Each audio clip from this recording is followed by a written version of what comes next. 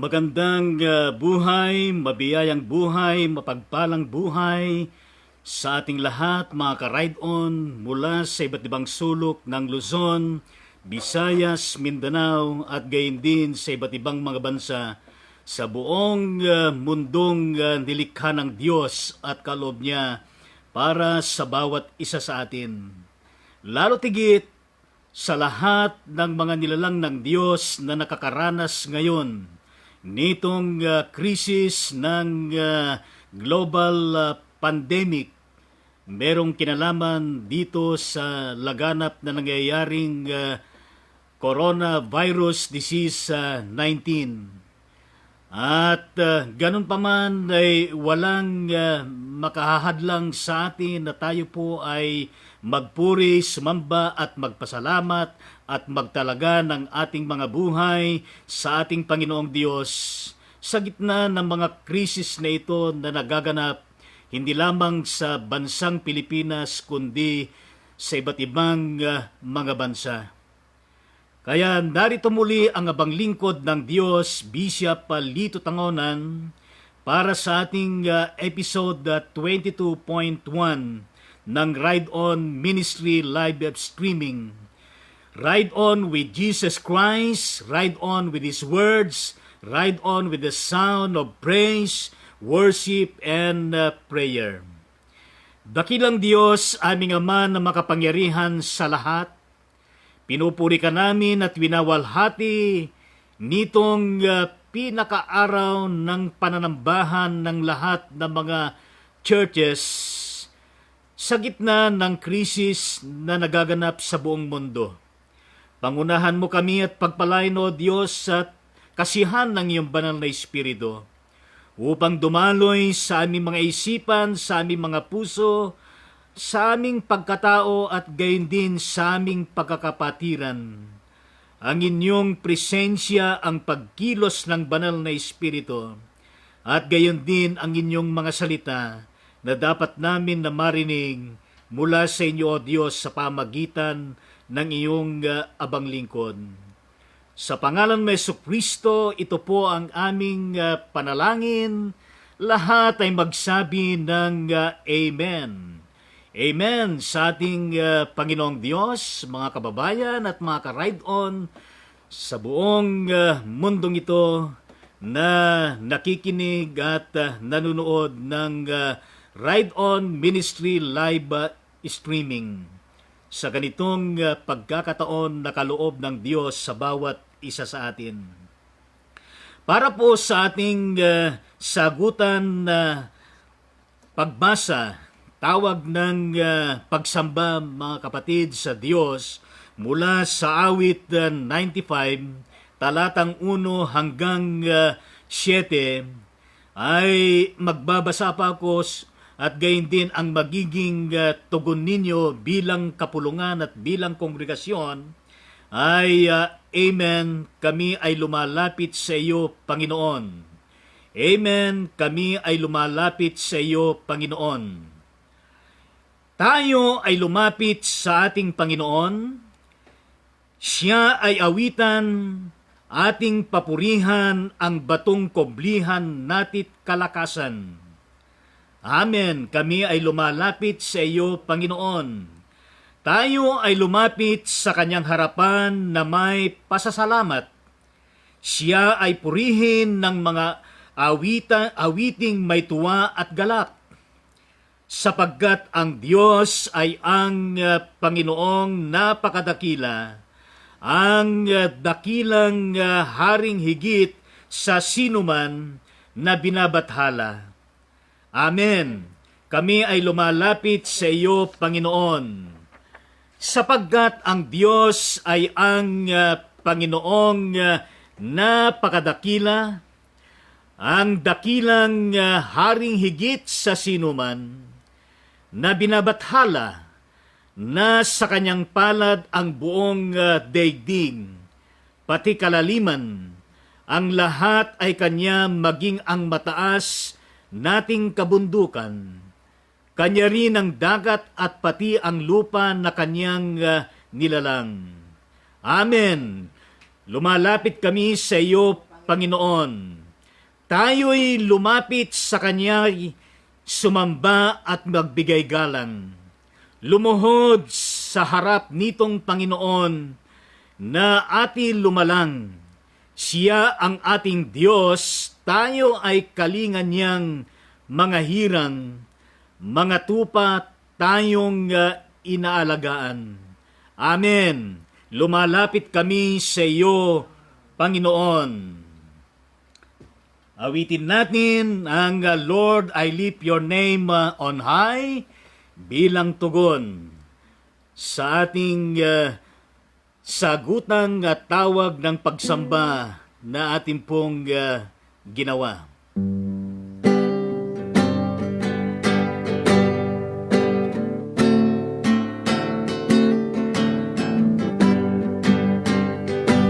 Lord, I lift your name on high. Lord, I love to sing your praises. I'm so glad you're in my life. I'm so glad you came to save us. You came from heaven to earth to show the way, from the earth to the cross, my debt to pay. From the cross to the grave, from the grave to the sky, Lord, I lift your name on high. Lord, I lift your name on high. Lord, I love to sing your praises. I'm so glad you're in my life. I'm so glad you came to save us. You came from heaven to earth to show the way, from the earth to the cross, my debt to pay. From the cross to the grave, from the grave to the sky, Lord, I lift your name on high. You came from heaven to earth to show the way, from the earth to the cross, my debt to pay. From the cross to the grave, from the grave to the sky, Lord, I lift your name on high. Lord, I lift your name on high. Purihin po natin ang Panginoong Diyos na buhay, na makapangyarihan sa lahat, at mas nakahigit sa anumang krisis na ating nararanasan sa kasalukuyan, hindi lamang sa Pilipinas, kundi sa buong mundong ito na ating pong ginagalawan. Kaya mga kapatid sa Diyos at mga ka-ride-on, nasa panahon po tayo ng panawagan ng pagsisisi at paghingi ng kapatawaran sa lahat ng ating mga pagkukulang, sa lahat ng ating mga pagkakasala, at hilingin natin sa ating minamahal na Diyos na tayo po ay Kanyang patawarin at linisin at gawing karapat-dapat sa Kanyang kalooban at gayon din sa Kanyang banal na harapan. Kaya nga po sa pagkakataon na ito, tayo po ay sama-samang mananalangin ng tahimik upang ito ay gawin natin ng mayroong kataimtiman at ang Diyos ang siyang mahayag sa ating mga buhay.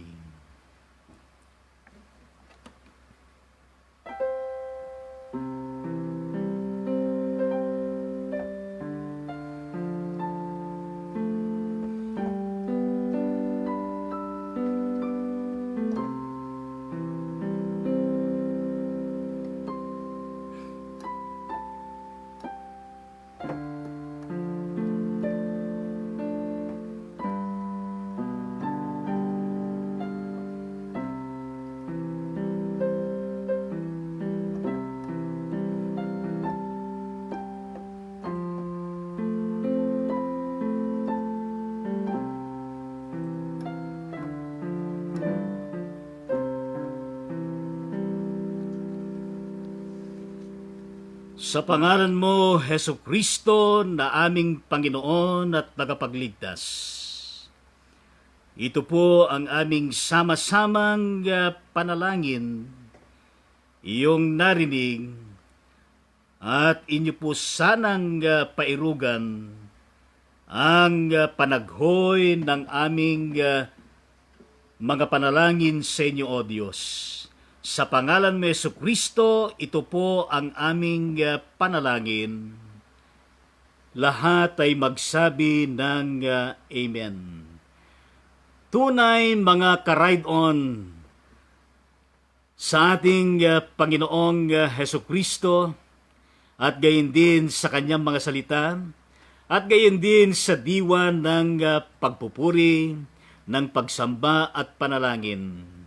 Kapag ang pagsamo natin sa Diyos ay tunay na busilak taimtim na atin pong dinadala sa Kanya, nariyan lagi ang Panginoon na nakikinig, na handa tayong patawarin, na handa tayong linisin sa lahat ng ating mga naging pagkukulang at pagkakasala. Amen po ba sa ating Panginoong Diyos? Amen sa ating Panginoon.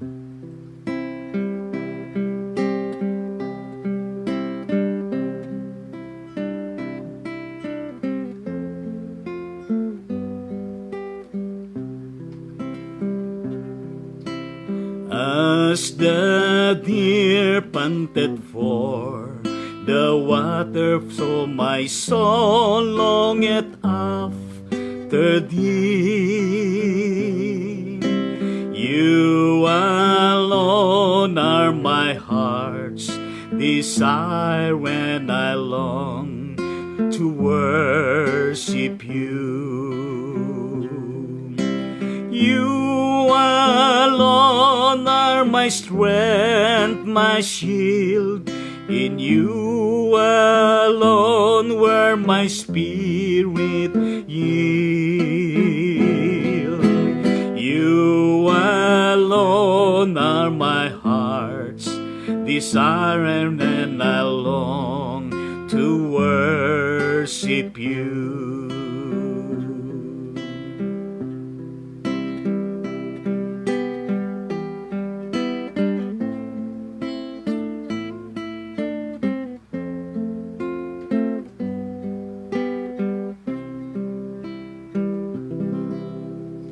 Amen sa ating Panginoong Diyos.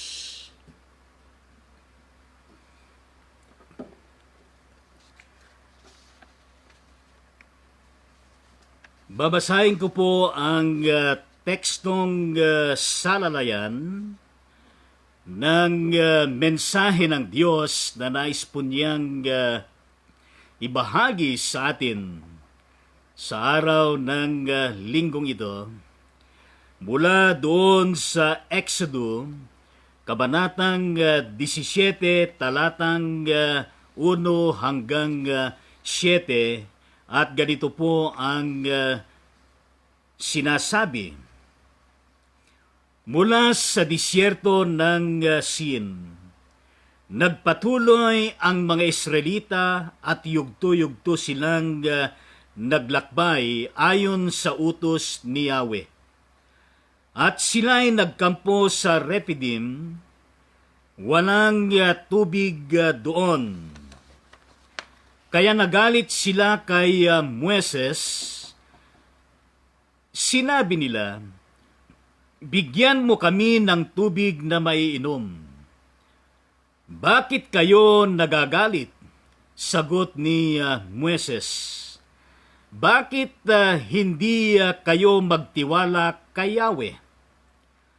Ngunit talagang uhaw na ang mga Israelita.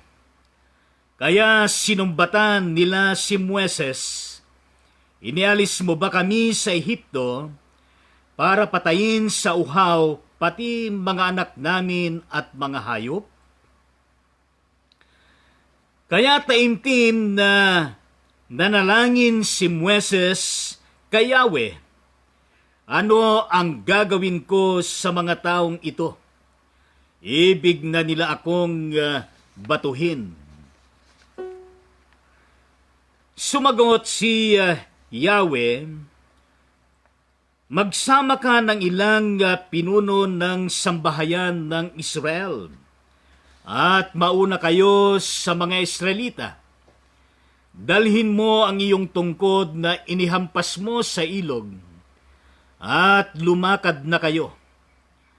Hihintayin ko kayo sa ibabaw ng malaking bato sa Horeb.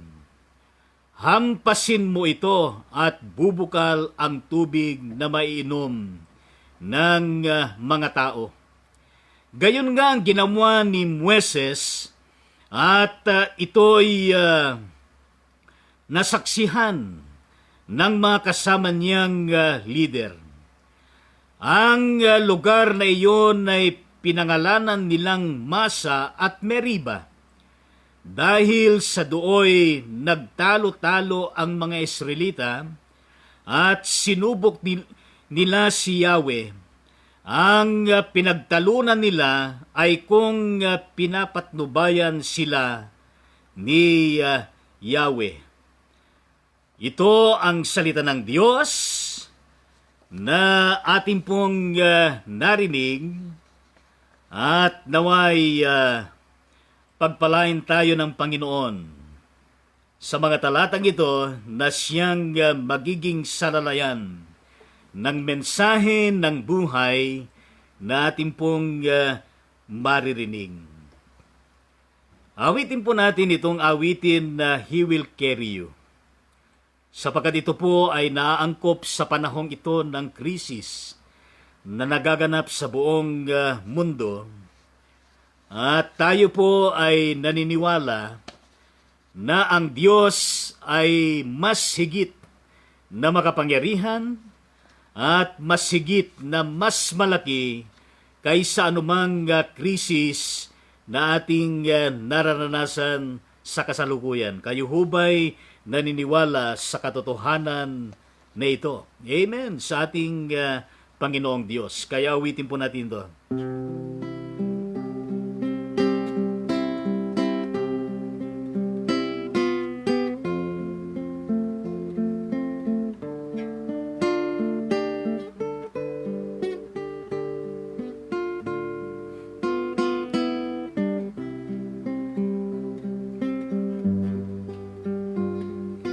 There is no problem to be, God cannot solve it. There is no mountain to tall, He cannot move it. There is no storm too dark, God cannot calm it. There is no sorrow too deep, He cannot soothe it. If He carried the weight of the world upon His shoulder, I know, my brother, that He will carry you. If He carried the weight of the world upon His shoulder,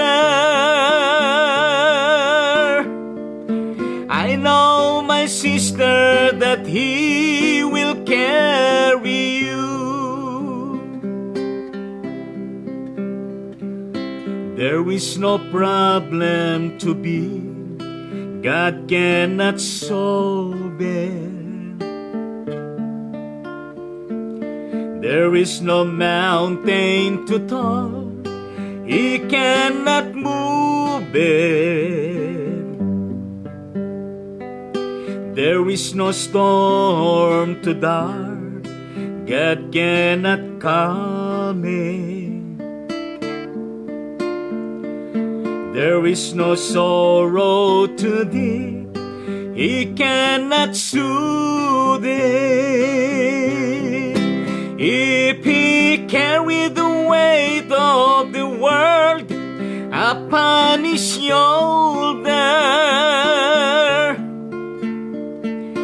I know, my brother, that he will carry you.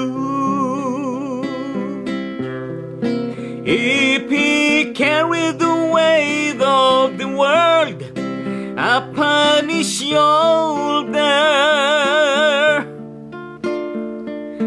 I know, my sister, that he will carry you.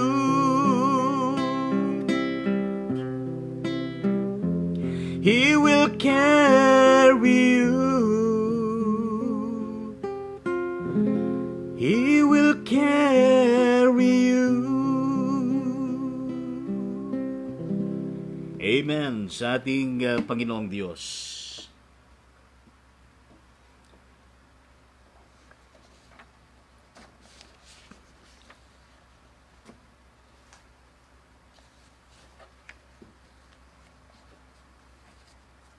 Ang paksa natin sa umagang ito, mga ka-ride-on sa ating Panginoong Heso Kristo, sa kanyang mga salita, sa diwan ng pagpupuri, pagsamba, at gayon din ng pananalangin, kundi yaong paano natin haharapin ang bawat krisis na ating nararanasan. Hindi lamang sa ating mga buhay, kundi maging sa buong mundong ito. Nais ko pong sulyapan yung panimulang mga pangungusap hinggil sa aklat ng Exodo, doon sa pahina 56 ng Magandang Balita, Biblia, na ito ay inilimbag ng Philippine Bible Society, at ganito po yung introduksyon ng nilalaman ng aklat ng Exodo.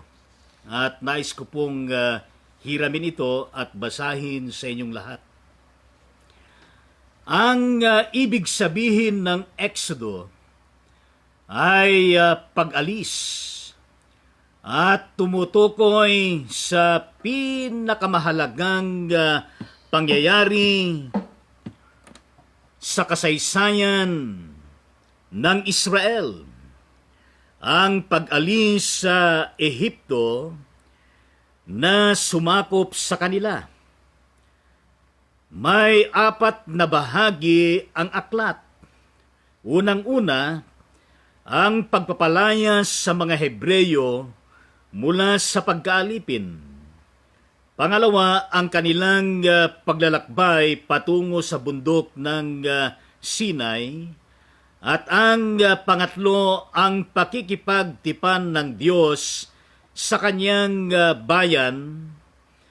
Ibinigay sa kanila ang mga kautusang moral, sibil at pangrelihiyon upang maging gabay sa pamumuhay. At pang-apat, ang pagtatayo ng dakong sambahan at paglalagay ng mga kagamitan nito, at ang pagbibigay ng mga tuntunin tungkol sa mga saserdote at sa pagsamba sa Diyos. Higit sa lahat, inilalarawan ng aklat na ito kung ano ang ginawa ng Diyos nang palayain niya ang Israel at gawin silang isang bansa. Ang pangunahing tauhan sa aklat na ito ay si Moises, ang lalaking hinirang ng Diyos upang pangunahan ang kanyang bayan sa paglaya mula sa Ehipto.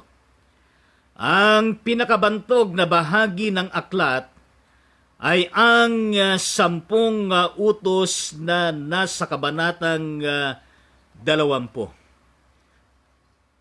Unquote. Yan po ang kabuuan ng panimulang pangungusap ukol sa aklat ng Exodo.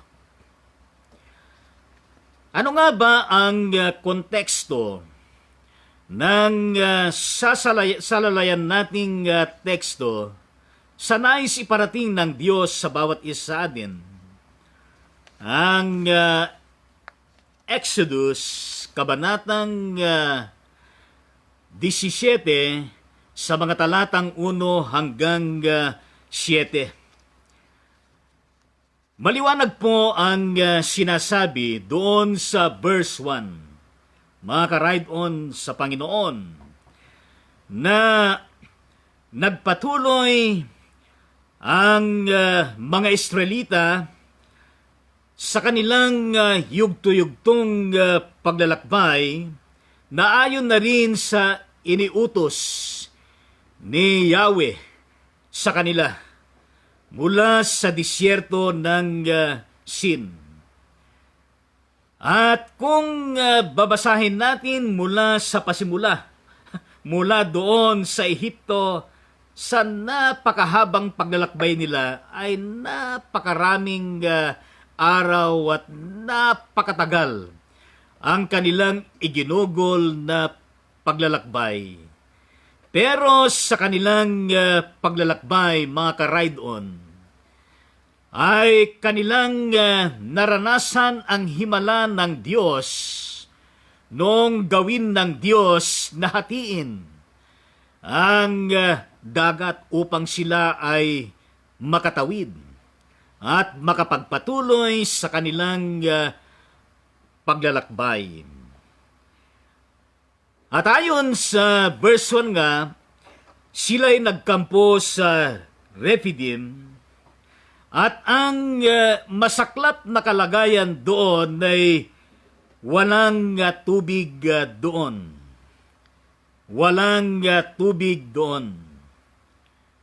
Kaya itinuturing din natin na yung kanilang napakahaba at maraming mga araw at mga pagsubok na kanilang naranasan at maging yung kawalan ng tubig ay ito po'y may tuturing din natin na krisis, pero hindi pa ito yung pinakamabigat na krisis na kanilang mararanasan bilang bayang pinili ng Diyos.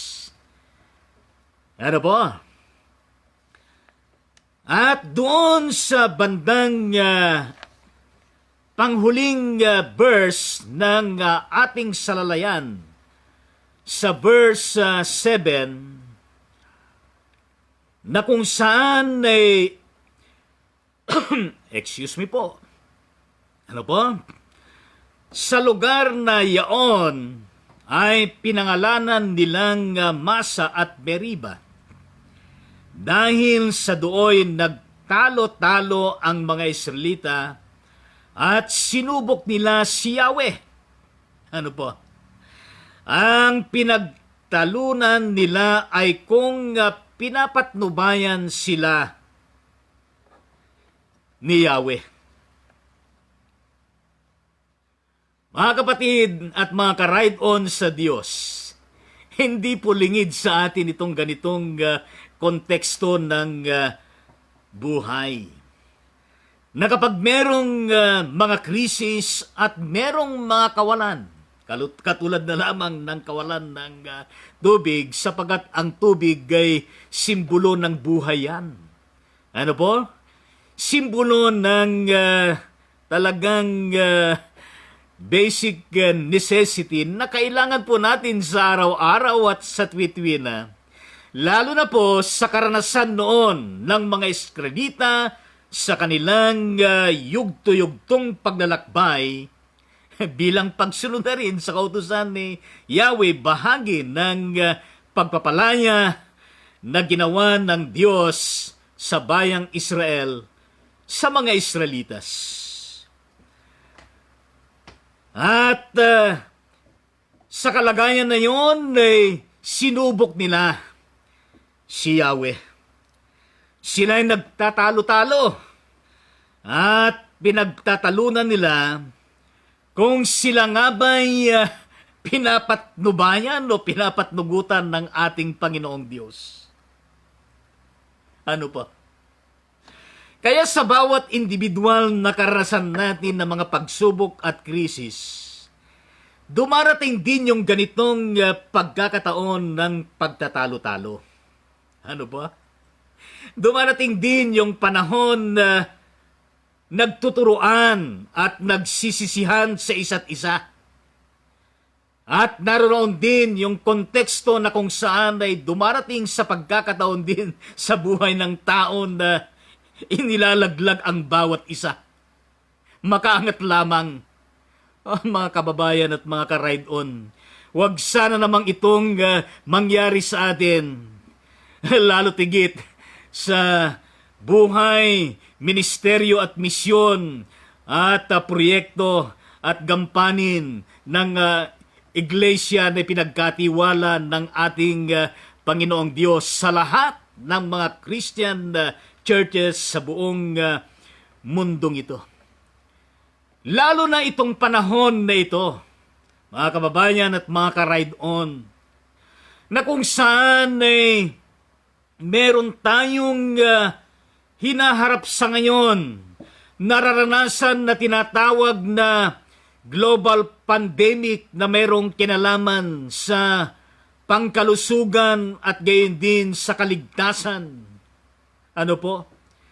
Na ito ay tinatawag na coronavirus disease 19. Na ito po ay nagpasimula doon sa bayan o lungsod ng Wuhan ng Hubei, China.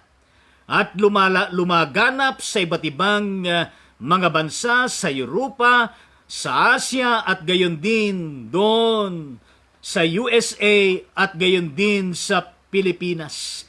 Marami na hong naapektuhan at marami na hong mga infected at marami na pong namatay at marami na pong mga cases patungkol dito, lalo na sa China, gayon din sa Italy, sa South Korea at gayon din sa iba pang mga dako at maging sa ating bansang Pilipinas ay kailan lang ay meron ng infected pagkatapos ay ilan na ang bilang sa kasalukuyan na nagpositibo infected ng coronavirus disease 19. Yan ay ating pong naririnig, napapanood sa himpilan ng telebisyon at gayon din sa radyo at gayon din sa mga tabloid newspapers at gayon din sa internet. Yan ay maraming mga impormasyon na kung saan ang estado ngayon ng Metro Manila ay nasa kalagayan po na ito po ay talaga naman ikwa-quarantine. Ano po? At nagpasimula na ngayon ito. 15 ano? 15 yan 15. Kaninang madaling araw. Kaya nga, mga kapatid at mga kababayan at mga ka-ride-on sa Diyos, hindi po makatutulong sa panahong ito na tayo po ay nagtatalo-talo. Na tayo po ay ating sinusubukan ang Diyos kung meron nga bang Diyos at kung bakit pinahintulutan ng Diyos na merong coronavirus disease 19, kung bakit merong namamatay, merong infected at merong mga nasa quarantine period, kung bakit apektado ang kalalagayan natin sa ekonomiya at sa lahat ng larangan sa ating buhay at kalagayan bilang bansa at bilang mundo na ipinagkatiwala, ipinagkaloob ng Panginoon sa bawat isa sa atin. Kaya nga po, mga kapatid sa Diyos, hindi ho makakatulong ang sisihan at pagtatalo-talo sa panahon na ito. Kaya kayo po ng mga politiko, sa panahong ito ng pandemic health crisis sa buong mundo, lalo na sa ating bansa, ay huwag po natin isisingit ang maruming politika sa panahong ito. Kundi ang napakagandang gawin natin ay tayo po ay magtulungan. Ano po? Tayo po ay manahan sa Diyos at lumapit sa ating Panginoong Diyos. Kaya ang unang puntos natin, mga ka-ride on, ay ang kawalan ng pagtitiwala sa Diyos ng mga Israelita sa panahon ng krisis ay hindi solusyon at hindi makatutulong.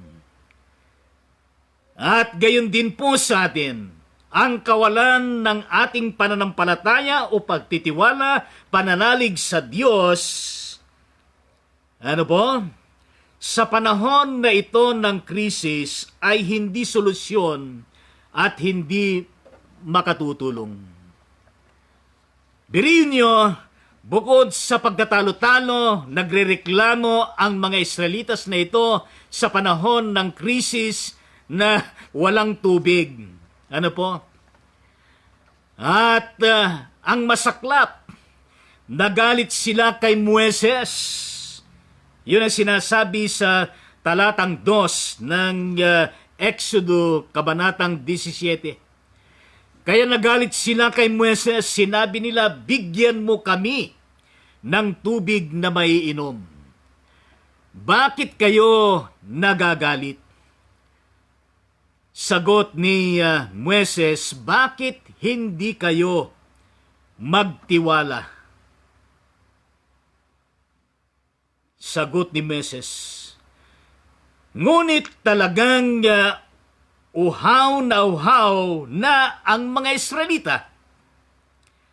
Kaya sinumbatan nila si Moises, inialis mo ba kami sa Ehipto para patayin sa uhaw? Pati mga anak namin at mga hayop. Ganun po yung naging epekto ng kanilang kawalan ng pagtitiwala sa Diyos. Bukod sa sila'y nagsisisihan, sila'y nagtatalo-talo, nagtuturuan, at naroon pa ang galit kay Moises. At naroon din na sinumbatan si Moises. Kung sa bagay, hindi natin masisisi ang mga Israelitang ito sapagkat wala ngayong tubig at sila'y uhaw na uhaw. Makikita natin diyan ang kahalagahan of one of the basic necessities that we indeed need every day, every moment of our lives, especially at this time of crisis. Na yan ang isa sa mga sinasabing maghugas tayo lagi ng ating mga kamay, ng ating mga mukha. Kung walang tubig ay mahirap din. Sinasabi din na tayo ay uminom lagi ng tubig, mahirap din kung walang tubig. At gayon din, nagkakaroon din ng krisis ng tubig sa mga nakaraan. Dahil kulang ang tubig. At masyado nang na-commercialize ang tubig natin sa bansang ito. Kaya kayo po na mga mayayaman ay tignan ninyo, pag-ukulan ninyo ng pansin ang mga marita, ang mga kababayan natin na kung saan ay nangangailangan po ng tubig araw-araw at sa mga mahihirap ay nabibigatan sa mga bills na binabayaran sa patubig. Kaya ang sigaw nila, bigyan mo kami ng tubig na maiinom. Uhaw na uhaw ang mga Israelita. At ang sabi naman ni Moises, bakit kayo nauuhaw? Patanong na sinabi ni Moises, bakit kayo nauuhaw? Bakit hindi kayo magtiwala kay Yahweh? Kung sa bagay, mga ka-ride on, di ba yung panahon na nabayubay si Jesucristo doon sa Kalbaryo nung siya pinako sa krus, isa sa 7 last words ng ating Panginoon Jesucristo ay ang kanyang panalangin at pangungusap, nauuhaw ako. Nauuhaw ako. Yan ay normal sapagkat sa kalagitnaan ng mainit na araw, siya'y nakapako at maraming ginawa sa kanya na kalupitan ng imperyo ng Roma at gayon din ng mga sabwatan ng relihiyon nung panahon na yaon. Napakatindi ang naranasan ng ating Panginoon at kanyang panalangin at sinabi, nauuhaw ako. At ito naman mga Israelitas, sa panahon ng kanilang yugto-yugtong paglalakbay ng napakahaba, napakalayo, napakainit, at maraming mga pagsubok ang kanilang sigaw kay Moises, bigyan mo kami ng tubig na maiinom. Bakit kayo nagagalit? Sagot ni Moises, bakit hindi kayo magtiwala kay Yahweh? Na para bagang sinasabi ni Moises dito, na kung merong material na pagkauhaw sa material na tubig na nanggagaling din sa Diyos, ay meron din spiritual dimension na ito na maaari at tumpak na ito ang siyang makapagbibigay ng talaga namang kaibsan ng ating pagkauhaw, spiritual. Amen po ba sa Diyos? Kaya sinasabi niyang natanong na bakit hindi kayo magtiwala kay Yahweh, yun po ay spiritual dimension of relationship with God na siyang nagpalaya at siyang umaakay sa kanilang napakahaba at napakabigat na paglalakbay sa gitna ng iba't ibang pagsubok at mga krisis upang marating nila ang lupang ipinangako ni Yahweh.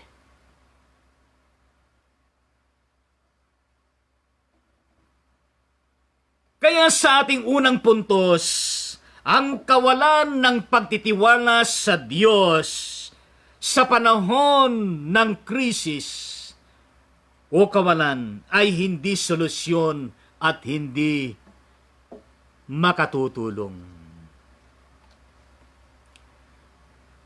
Kundi, yaong lumapit sa Diyos, hilingin sa Diyos ang kanyang panukala, ang kanyang probisyon, ang kanyang biyaya, upang ito ay kanyang padaluyin sa bawat isa sa atin.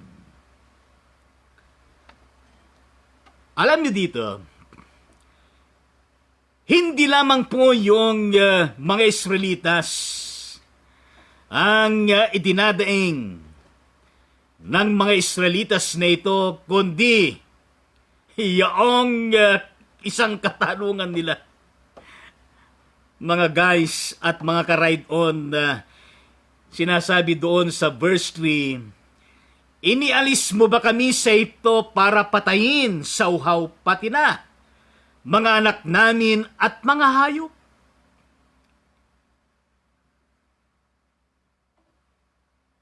Di ho ba ito rin ay isang mumunting konteksto? doon sa naganap na pagsabog na Taal Bulkan. Ano po? At maging sa panahon na ito, itong sinasabing community quarantine o kaya lockdown dahil nga merong laganap na pandemic, global pandemic, coronavirus disease 19, di ba nagkakaroon ng panic buying? Ano po? Nagkakaroon ng panic traveling? Ito nakalipas at maging kahapon pa sa mga airports at gayon din sa mga pier at iba pang mga dako, nais na makauwi sapagkat ang iniisip ay yung makapiling ang kanilang pamilya maligtas at mailayo sa disease na ito. At pati na ang mga hayop ay apektado na rin.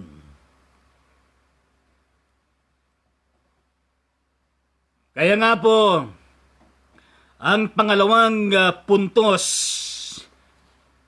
mga ka-ride-on sa Diyos, pangalawa, ang pagtitiwala sa Diyos at pagiging mapanalanginin, katulad ni Moises, ay napakahalaga na dapat natin gawin, lalong-lalo na sa panahon ng krisis katulad ng ating nararanasan sa kasalukuyan.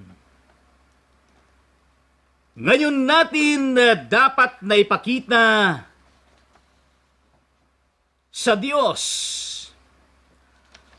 ang malalim at matibay at matatag na pagtitiwala natin sa Kanya. At pagiging malapit natin sa Kanya. Lalong-lalo na sa pananalangin sa Diyos.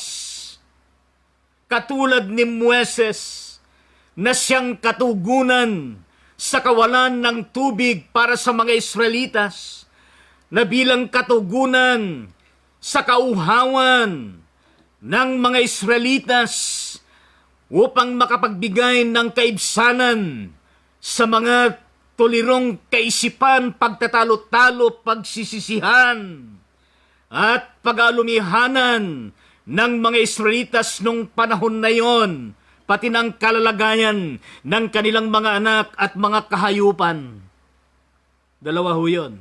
Kahayupan, yung mga alaga nilang mga hayop. At gayon din yung kahayupan na alam niyo nang ibig sabihin nun. Kaya pagtitiwala sa Diyos at pagiging mapanalanginin. Kaya ang sinasabi doon sa teksto natin, Exodus chapter 17 verse 4. Kaya taimtim na nanalangin si Moises kay Yahweh. Ano ang gagawin ko sa mga taong ito? Ibig na nila akong batuhin. Ibig na nila akong batuhin. Alam niyo, ang pagtitiwala ni Moises sa Diyos at ang palaging pananalangin sa kanyang Diyos ang siyang susi at katugunan ng lahat. Naniniwala ho ba kayo mga kapatid sa Panginoon? Ang sabi ni Apostol Pablo doon sa 1 Thessalonians chapter 5 verses 16 to 18, nang sinasabi ni Apostol Pablo, rejoice always, magalak kayo lagi. Manalangin kayo lagi, pray without ceasing. At pangatlo, in everything give thanks to the Lord, for this is the will of God. Napakahalaga po yan. Anong nais kong iparating sa atin, mga ka-ride-on? In times of crisis like this that we are experiencing globally. Sana we can still smile.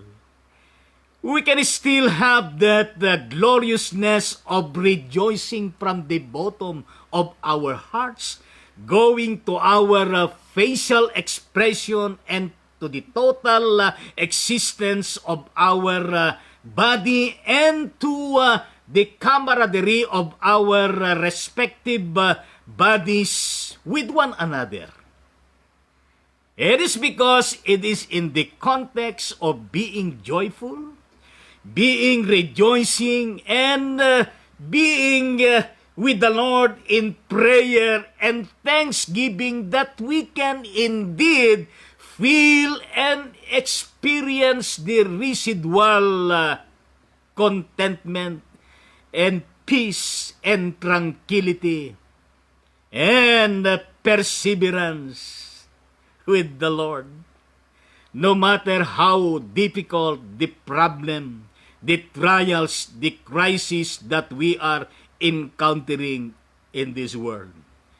Would you say amen to that? Amen sa ating Panginoong Diyos. Kaya nga ho, mga ka-ride on, magtiwala tayo sa ating Panginoon. Hindi lamang 95%, 100, or more than 100% na pagtitiwala natin sa Panginoon. Ang pagiging mapanalanginin natin sa Panginoon na siyang kapahayagan ng ating pag-ibig sa Diyos, sa ating pagkauhaw sa Diyos, sa ating mga buhay, in the mighty name of Jesus Christ, and through the power and leading of His Holy Spirit that is always at work in us, in our surrounding, and even the global and cosmetic world that we are in. Amen po ba sa ating Panginoong Diyos? Napapa-English tuloy ako. Mga ka-ride on sa ating Panginoon. Hindi lamang panalangin ang sinasabi ni Moises dito, kundi napakahalaga yung taimtim na nananalangin. Taimtim, ibig sabihin nun ay nakapokus sa Diyos yung kanyang talagang commitment and faith to the Lord without reservation, without being affected by the crisis being experienced by the Israelites, ang kawalan ng tubig nung panahon na iyon.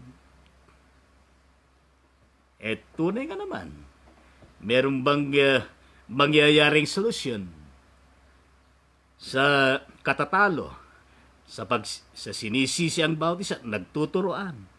At gayon din yung muntik batuhin si Moises. At nagagalit sila kay Moises. Sinusumbatan si Moises. Dapat dito ay ang paglapit, pagtitiwala sa Diyos at ang pagiging mapanalanginin. Pangatlong puntos. Yung una, ang kawalan ng pagtitiwala sa Diyos sa panahon ng krisis ay hindi solusyon at hindi makatutulong. Pangalawa, ang pagtitiwala sa Diyos at pagiging mapanalanginin katulad ni Moises ay napakahalaga at dapat natularan lalong-lalo na sa panahon ng krisis. At ang pangatlo, ano po?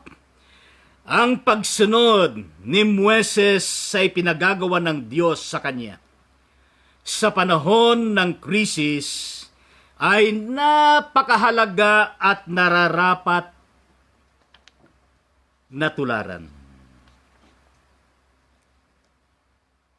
Amen po ba sa Panginoong Diyos? Alam niyo, yung kawalan ng tumpak na pagsunod, kadalasan yun ang nagpapahamak sa tao. Ano ibig sabihin doon? Yung pagiging matigas ng ulo ng tao, yung pagiging makasarili ng tao, at yung pagiging iniaasa ng tao sa kanyang sarili ang solusyon.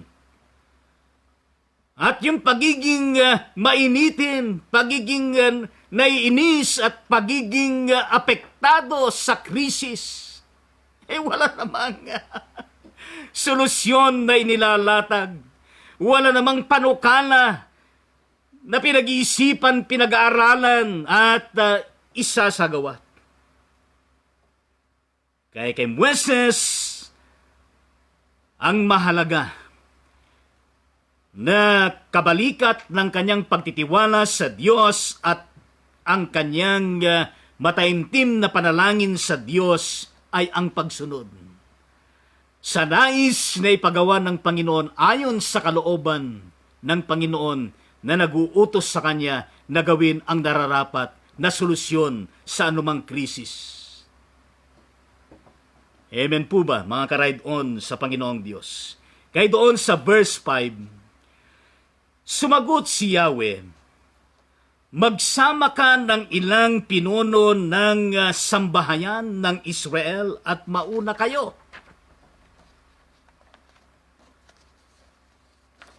Sa mga Israelita, dalhin mo ang iyong tungkod na inihampas mo sa ilog at lumakad na kayo. Doon sa verse 6, hihintayin ko kayo sa ibabaw ng malaking bato sa Horeb. Hampasin mo ito at bubukal ang tubig na mainom ng mga tao. Gayon nga ang ginawa ni Moises at ito'y nasaksihan ng mga kasama niyang leader. Alam niyo po, mga guys at mga ka-ride-on sa ating Panginoon, hindi ho magagawa ng isang lingkod lamang ng Diyos para malutas ang krisis. Kailangan ng kaagapay. Bagaman merong leadership, kailangan ng kaagapay sa pagtuklas ng panukala at probisyon ng Diyos upang ito ay maimplementa, na merong bayanihan, na merong kapit-kapit bisig, merong pagtutulungan at merong malasakitan sa isa't isa, merong pagkalinga sa isa't isa. Kaya ang ginawa ni Moises, sumunod siya in toto. Kung ano ang ipinagagawa ng Panginoong Diyos sa kanya. At ginawa niya na nagsama siya ng ilang pinuno ng sambahayan ng Israel upang sila'y mauna sa mga Israelita. At upang ihanda ang blessing na magmumula sa Diyos na siyang solusyon sa krisis na ito. And praise the Lord sa panahon ng krisis na ito. Nakikita naman natin, napakahirap kayo maging presidente ng bansa, no? Katulad ng ating kasalukuyang presidente at maging yung mga ibang presidente ng bawat bansa, napakahirap ang gampanin na ito. Na pangunahan. Para bang yung sinasabi dito ay, para bang ito yung gabinete ni Moises, ano? Gabinete ni Moises ng mga pinuno ng sambahayan ng Israel upang sila'y mauna at ihanda ang mga Israelitas bilang katugunan sa kawalan ng tubig at gayon din sa kanilang panaghoy at gayon din sa kanilang mga alalahanin para sa kanilang mga anak, pamilya at gayon din para sa kanilang mga kahayupan. Sapagkat kailangan nila ang tubig at gayon din ang pagkain. Alam niyo yung tungkod na yan. Dalhin mo ang iyong tungkod. Alam niyo ang tungkod na yan. Mga guys, yan ay simbolo ng pangunguna. Simbolo ng koneksyon sa Diyos. Sapagkat ang Diyos ang nagkaloob kay Moises yan. At simbolo ng kapangyarihan ng Diyos na sa anumang pagkakataon ay magagamit ni Moises upang sa ganon anumang krisis na mararanasan nila sa kanilang napakahabang paglalakbay ay merong katiyakan na may katugunan sa bawat pagsubok at krisis na kanilang dinadaanan. Di ba yan din ang ginamit ni Moises sa panahon na kung saan hinahabol sila ng mga Ehipsyo sa pangunguna ng imperyo ng Ehipsyo, ng Paraon. Hinahabol sila. Ang tungkod na yan nakaloob ng Diyos kay Moises na siyang kanyang itinutok doon sa dagat at yung dagat na yon ay nahati at sila nakapagpatuloy sa kanilang paglalakbay. Nakatawid sila dahil gumawa ng himala ang Diyos, iningatan sila ng Diyos, sinubaybayan sila ng Diyos, pinagpala sila ng Diyos. Kayang sikreto dito at naging susi ni Moises ay yung bukod sa siya ay nagtitiwala kay Yahweh, siya ay nananalangin, siya ay sumusunod sa ipinagagawa ng ating Panginoon. Nadala-dala ang tungkod na siyang panghampas sa ilog, na siyang gabay sa paglakad nila at gayon din na siyang instrumento upang sa paghampas doon sa bato sa Horeb na yon na itinadhana ng ating Panginoong Diyos ay bubukal ang tubig at dadaloy na siyang pagmumulan ng maiinom ng mga Israelitas upang maibsan sila sa pagkauhaw material sa tubig. Kaya totoo yung sinasabi ng ating Panginoong Heso Kristo. Ako ang tinapay ng buhay, at ang sinumang kakain nito ay kailanman na hindi magugutom. Tama din yung sinabi ng ating Panginoon Kristo, ako ang tubig ng buhay. Ang sinumang iinom nito kailanman ay hindi mauuhaw. At gayon din, meron din na sinasabi ko sa inyo na spiritual dimension ng pagkauhaw na ito ay yung tayo'y palagi ang nauuhaw sa ating Panginoong Diyos, sapagkat uhaw din ang ating espiritu at kailangan din na ma-recharge, kailangan din na yan ay mapunan ng tubig ng buhay mula sa Panginoon, mapunan ng pagkain ng buhay mula sa ating Panginoong Diyos, sapagkat ang sabi ng Panginoon, hindi lamang sa tinapay na bubuhay ang tao, kundi sa bawat salita na namumutawi sa kanyang labi.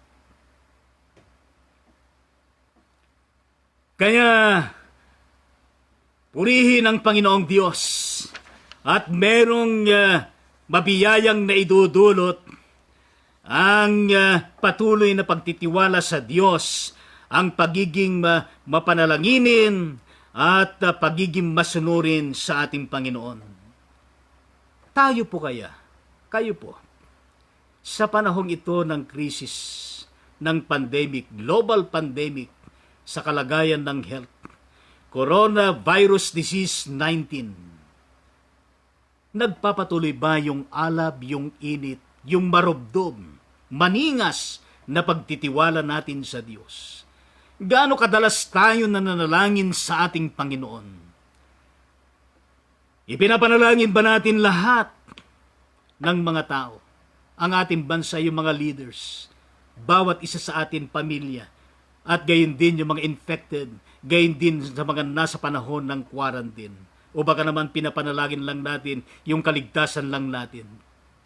Pero dito, ang panalangin ni Moises, ang kanyang pagtitiwala, yung kanyang pagsunod sa Diyos ay para sa nakararami, para sa bayang Israel, para sa mga Israelitas, sa kanilang kaligtasan, sa kanilang kapakanan. Gayon din po sana sa atin, magtulungan tayo, magpanalanginan tayo, magpalakasan tayo sa isa't isa. At magkaroon tayo ng pag-asa na ang Coronavirus Disease 19 mawawakasan yan. Masusugpo yan in the mighty name of Jesus Christ, with His overflowing blood, with His word, with His anointing, and with the power and salvific acts of His Holy Spirit, and with our communal prayer and interceding, we can turn this world upside down in the mighty name of Jesus Christ. And we even do to cast out this coronavirus disease 19 in the mighty name of Jesus Christ, coupled with our pagsunod sa mga alituntunin na ipinapagawa sa kasalukuyan ng ating gobyerno, yung ating distansya sa isa't isa, yung pag-quarantine natin sa loob ng ating mga bahay, yung iwasan muna natin yung kamay-kamayan, yung iwasan muna natin yung beso-beso, iwasan muna natin yan. At gayon din, na tayo maghugas, yan, hugas tayo, sayaw tayo, hugas-hugas ng tubig, at alcohol dito, at sanitizer dito ang problema. Wala ka nang mabili diyan sa mga malls, at gayon din nawawalan na ng supply ng alcohol diyan sa mga mercury drug at mga iba pang mga pharmaceutical centers. But we have the water blessed and anointed by God in order for us to be healed, in order for us to be purified, and in order for us to be cleansed. Amen po ba sa ating Panginoong Diyos? Amen sa ating Panginoon.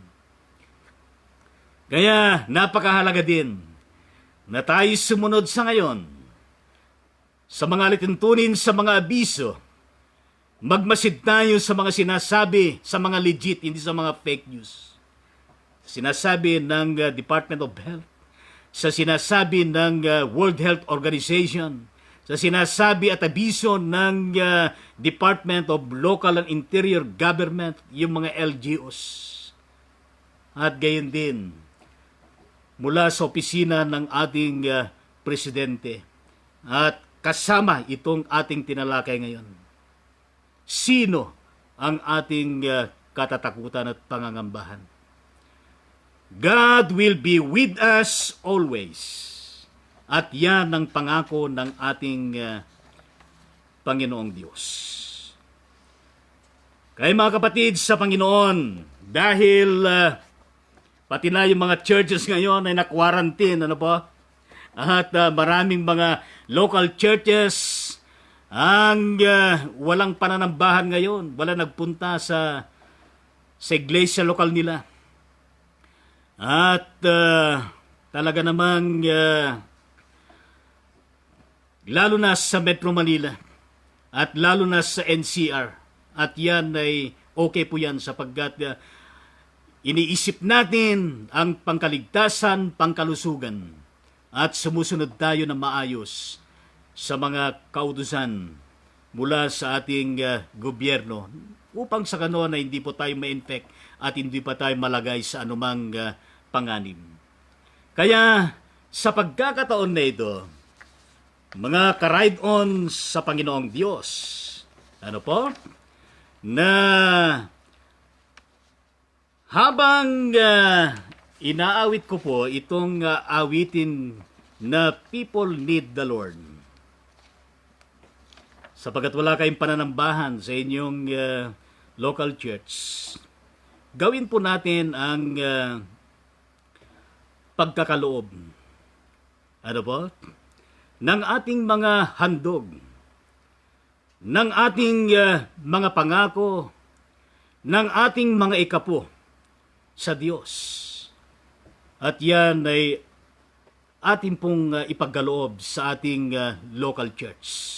Huwag niyo pong ipapadala sa akin, kundi yan po ay ipagkaloob niyo sa ating Panginoon, sa ating local church, sapagkat wala kayong pagsamba sa araw na ito. Pero gawin ninyo na maghandog pa rin kayo ng inyong mga kaloob, mga pangako, at ikapo sapagkat yan ay bahagi ng ating pagtitiwala, ng ating pagsamba, ng ating commitment, at ng ating pagiging mananampalataya sa Panginoong Diyos. Kaya habang inaawit ko itong awit na ito, kung alam naman niyo ay pwede kayong makisabay sa akin. Itong People Need the Lord. At pwede rin po kayong maglagay ng prayer request dyan sa mga comment ninyo. Sapagkat bukas ng gabi alas 9, ang Ride On Ministry episode 23 ay yun po may isasama natin sa ating panalangin. Whatever prayer request that you would like to be prayed for, ay maaari niyong isulat dyan sa inyong hawak na cellphone at bukas ay maisama natin sa ating panalangin. Magpanalaginan po tayo sa ating Panginoong Diyos sa isa't isa. Kaya gawin po natin yung pagkakaloob.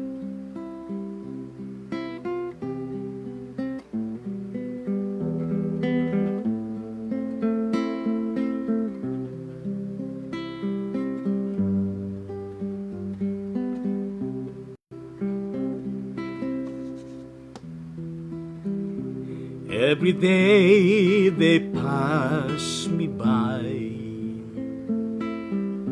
I can see it in their eyes. Empty people filled with care,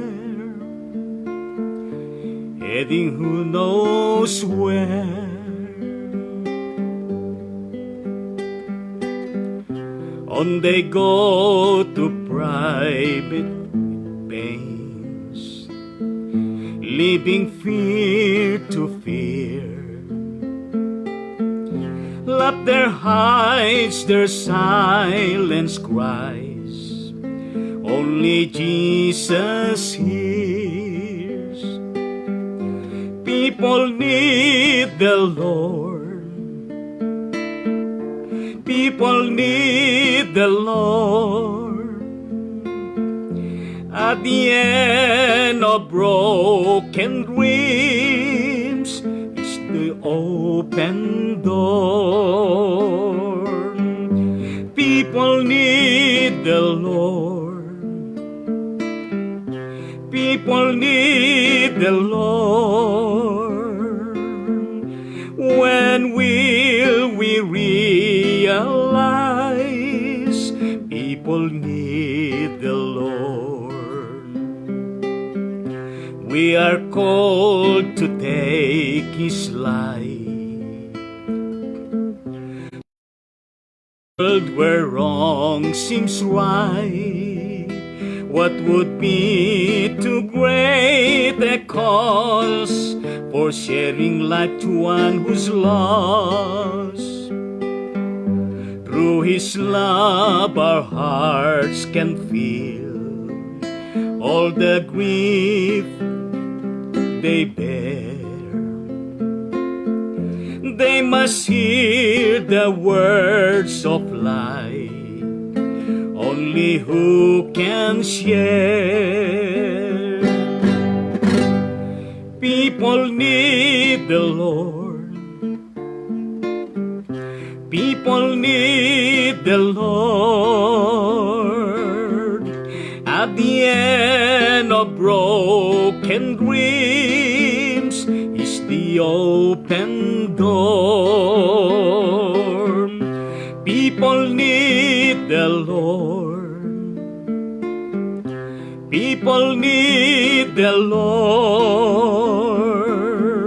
When will we realize people need the Lord? When will we realize that we must give our lives? People need the Lord. People need the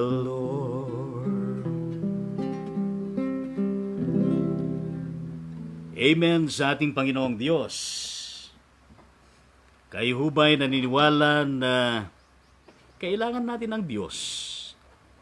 Kailangan natin ng Diyos, hindi lamang sa panahon ng krisis. Kaya itaas niyo po ang inyong mga kaloob upang ipanalangin po natin, ihandog sa buhay na Diyos na ito. Panginoong Diyos, salamat po sa tubig ng buhay. Sa tubig ng biyaya na iyong pinadadaloy sa bawat isa sa amin.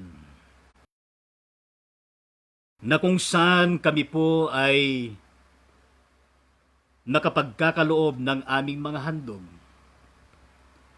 ng aming mga pangako, ng aming mga ikapo sa iyo sa pamagitan ng aming iglesia lokal na aming kinabibilangan. Kaya tanggapin mo po ang kaloob ng mga ito at pagpalain ng maging instrumento sa patuloy na pagpapalaganap ng inyong banal na salita upang ang iyong kaharian ay siyang patuloy na matatag, mahayag at may palaganap.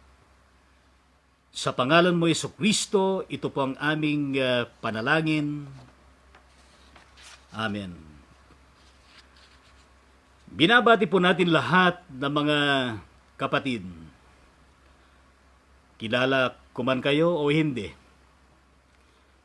Kayo na magse-celebrate ng inyong kaarawan sa buhay. Katulad ng kapatid na Johnny Sagon somewhere in Malabon City. At ang mga iba pa, saan man kayo sa bawat panig ng daigdig na ito. At gayon din sa mga magse-celebrate ng wedding anniversaries. Katulad po ng Reverend and Mrs. Marciano Rodel Serrano ng Luke 418 Methodist Church somewhere in the city of Calaucan, Metro Manila. At sa lahat pa na magse-celebrate ng wedding anniversary or any special occasion within your family. We extend manifold greetings, hope and prayer sa inyong lahat na kayo po'y patuloy na pagpalain ng ating Panginoong Diyos, ng marami pang mga birthdays, wedding anniversaries at special occasions na dumating sa inyong mga buhay at pamilya na punong-puno, siksik, liglig at umaapaw na biyaya ng Panginoon at gayon din ang inyong maayos, maiinam at malusog na pangangatawan upang kayo patuloy na lalo pang makapaglingkod na merong kasaganaan, na merong talaga namang yung sinasabi nga na always kicking alive sa gawain ng ating Panginoong Diyos at gayon din sa patuloy na tagumpay para sa kabubuti at ikaunlad ng inyong pamilya. Kaya tanggapin ninyo ang pagbati at best wishes and prayer sa lahat po sa inyo. At patuloy din natin na ipanalangin ang mga kababayan natin na infected ng coronavirus disease 19, not only in the Philippines but throughout the whole world, including those who are the midst of quarantine period. Napakarami niyan. At gayon din kaaliwan at kalakasan at pag-asa sa mga pamilya ng mga nasawi sapagkat hindi nila nalagpasan itong coronavirus disease 19 na ito na lumaganap sa buong mundo. At ipanalangin natin na talaga namang tuluyang masugbo at mawala, mamatay. Maglaho na itong coronavirus disease 19 in the mighty name of Jesus Christ. Kaya puluin natin ang sama-sama ng panalangin ang buong mundong ito. At huwag natin hayaan na ang coronavirus disease 19 ay magpatuloy at patayin ang lahat ng tao at infect ang lahat ng tao. Ngayon pa lamang ay kinakas out na natin, itinataboy na natin at sumunod tayo sa mga lituntunin na pinapagawa ng ating gobyerno at umasa tayo, sumampalataya tayo na malalagpasan natin ang lahat ng ito sa tulong ng ating Panginoon at sa ating sama-samang pagtitiwala sa Diyos, sa ating pananalangin, sa ating pagsunod sa Panginoon at gayon din sa mga abiso sa bawat isa sa atin. Kaya isama natin lahat ng mayroong karamdaman. Sila na nakakaranas ng kagipitan, sufferings, difficulties, calamities, and even sicknesses and disabilities, na sila'y pagkalooban ng Panginoon ng kagalingan, kalakasan at pag-asa.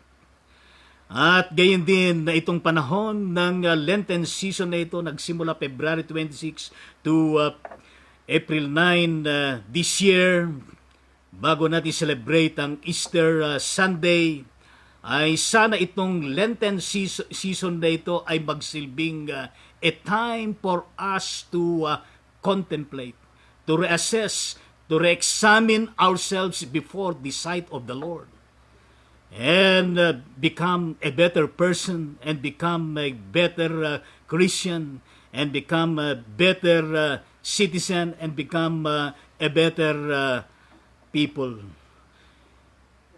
in our nation and even throughout the whole world.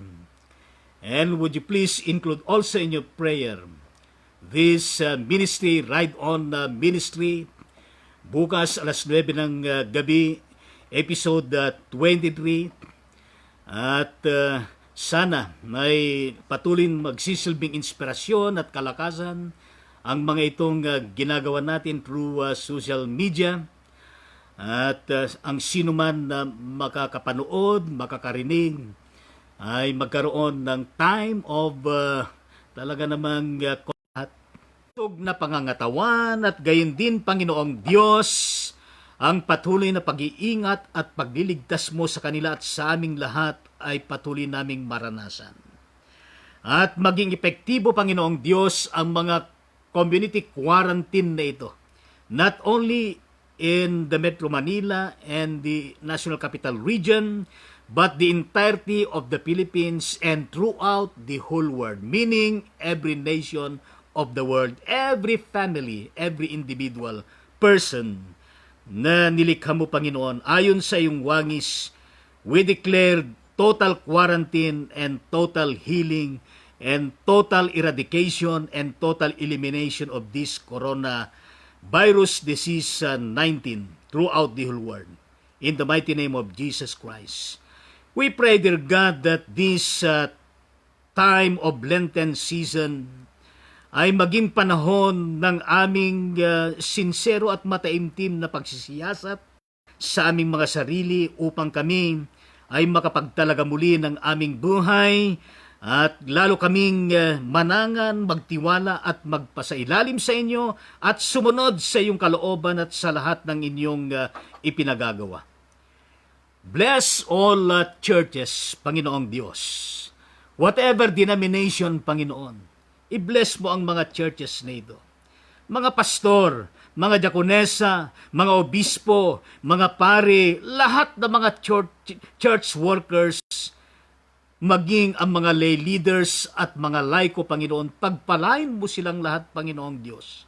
At patuloy na i-bless mo at i-anoint ng patuloy kami, Panginoong Diyos, na maging epektibo na instrumento ng iyong kalooban upang kami ay huwag manginawa na maglakbay, humayo at ipalaganap ang mabuting balita na siyang babago sa bawat tao, sa bawat pamilya, sa bawat komunidad, sa bawat bansa at maging sa buong mundo.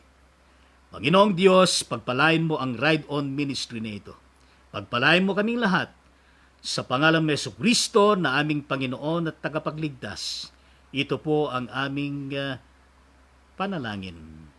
Lahat ay magsabi ng Amen. Ngayon, tanggapin natin ang napakasaganang pagpapala ng Diyos Ama. Ang patuloy na pag-ibig, pagliligtas ng ating Panginoon Kristo, ang pagkikipisan, tanglaw ng banal na Espiritu. Sumating lahat mula ngayon at magpakailanman. Lahat ay magsabi ng Amen. Amen, Amen, Amen, Amen, Amen. Mga kapatid, sa Panginoong Diyos, mga ka-ride-on, maraming salamat po sa inyong pakikinig, sa inyong panonood, at patuloy po kayong pagpalain ng Panginoon at maging kayo na makakapanood at makakapakinig sa episode 22.1 pagkatapos nito, at kayo na nag-comment, nag-view, ay mare-recognize po kayo bukas ng gabi sa ating Ride On Ministry episode 23, alas 9 ng gabi bukas. Kaya maraming salamat po. Enjoy natin ang buhay na ito with your family at patuloy po natin magpanalanginan sa isa't isa. Sa pangalan ng Ama, ng Anak at ng Banal na Espiritu, lahat ay magsabi ng Amen. Amen sa ating Panginoong Diyos.